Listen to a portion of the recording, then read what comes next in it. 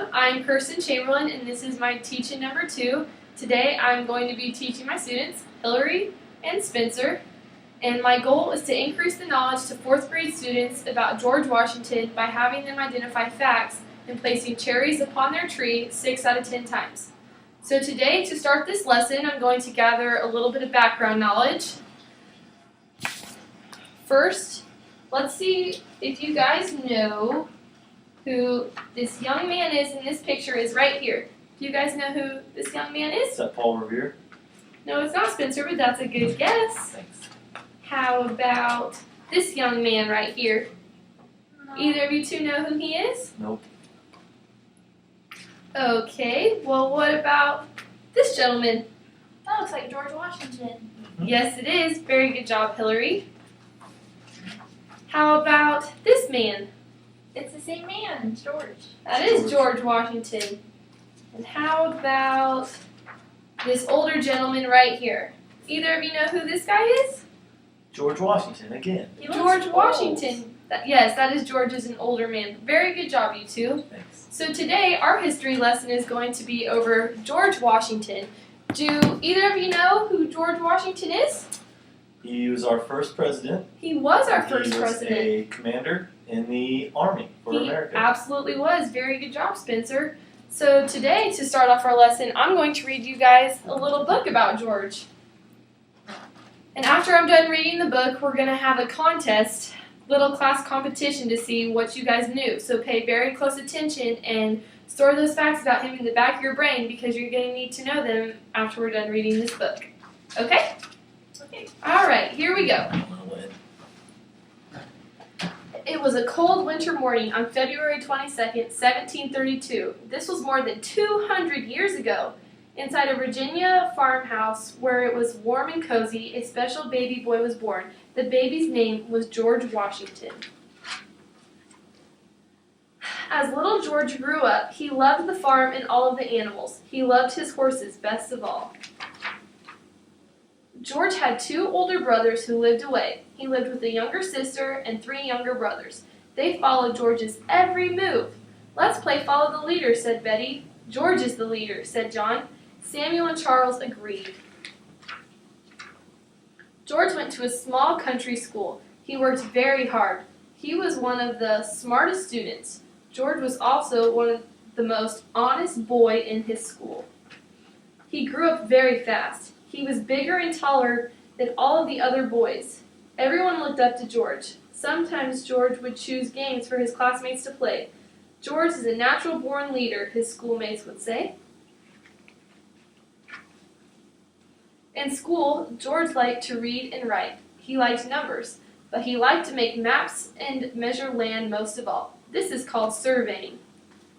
George practiced by measuring the vegetable garden on his farm. Many farmers wanted George to survey their land. It would help them to know how much seed to buy when it was time to plant their crops. George was only a boy of 16, but the farmers trusted him. They knew George was very smart and honest. "He will do a perfect job," one farmer said to another. George's big brother, Lawrence, took him on a surveying trip in the Virginia wilderness. They stayed many cold and many rainy days and nights. There were many wild animals. George learned how to take care of himself in the woods. Living in the wilderness helped George to become an even greater leader. When he was only 20 years old, he became a major in the Virginia Army. In 1754, a war broke out. French settlers and Native Americans in the Ohio Valley would not let the English settlers have farms there. George Washington was called to help the English settlers. He was now Colonel Washington. He led the English soldiers and they won the war. Everyone looked up to Colonel Washington. One day, George met a lovely lady named Martha Curtis. She was a widow with 2 children. They fell in love and were married in 1759. George and Martha Washington moved into a beautiful mansion in Mount Vernon, Virginia. They had many parties, laughter, and fun in their home. But Colonel Washington was soon called to war again. It was 1775. America was a very small country with only 13 colonies then. During this time, England ruled America. The rulers in England were mistreating America. They wanted America to pay unfair taxes. The war broke out. The Americans chose George Washington as their leader. The war lasted 8 years. The colonel was now General George Washington. Through his leadership, the American colonies won the war. America was no longer ruled by England. The colonies became the United States of America. Americans were very happy, but the new little country needed a leader. Everyone in the land wanted the one and only George Washington to do this job. General Washington was the first president of the United States of America and was inaugurated on April 30th, 1789. On the day of his inauguration, President George Washington rode on a beautiful white horse on his way to the ceremony. Hooray! People cheered when President Washington stood before them to give his speech. Some people even cried with joy. President Washington was a great president. He traveled all over America to see what the country needed. He passed good laws to help America. George Washington was president for 8 years. Afterwards, he then went back to his home in Mount Vernon. He enjoyed good times and laughter again with Martha, his family, and friends. Americans will never forget the first president of their land. Okay, so I hope you two remembered some facts about George Washington, because now we're going to have a little competition. Each of you are going to get a diagram that looks like this, a tree. Hillary, here's yours. Thank you. Spencer, here's yours. Thank you. And you're each going to get 10 little cherries like this. Here are your cherries, Spencer. Here are your cherries, Hillary. Thank you. And a glue stick. Probably need it first. So now what we're going to do is draw a little knowledge and see what you two learned. But before we do that, do either of you know why we're using a cherry tree today? Because George Washington loves cherry cheese. That's a very good guess, Spencer. But no, there's a big myth behind George Washington's legacy that George cannot tell a lie. And one day he was working in the garden for his dad and accidentally chopped down this huge cherry tree. And when his father asked him who did it, George said, "Dad, I did it. It was me." So that's how George Washington got the name Honest George Washington. So today we're using a tree and cherries to identify facts about George Washington. So what I want you to do is each of you raise your hand and tell me one fact that you learned from the story that we just read about George Washington. And every time that you tell me a correct fact, you get to place a cherry upon the tree. And the first one of you that identifies 6 facts gets a little candy treat. Okay? Either of you have any questions? Questions? Hillary? He was a surveyor. He was a surveyor. Very good, Hillary. Spencer? He was born February 22nd, 1732. Yes, he was. I have another fact. Oh, yes, It's in Spencer. Mount Vernon, It Virginia. was in Mount Vernon, Virginia. Good job. It's a smart little mind you got there, Spencer. Thank you. He was the first. Hillary, can you please raise your hand? Hillary? He was the first president of the United He States. was the first president of the United States. Can I borrow the glue stick, Spencer? Yes, you can, Hillary. Spencer, don't forget to raise your hand. Yes? His wife's name was Martha.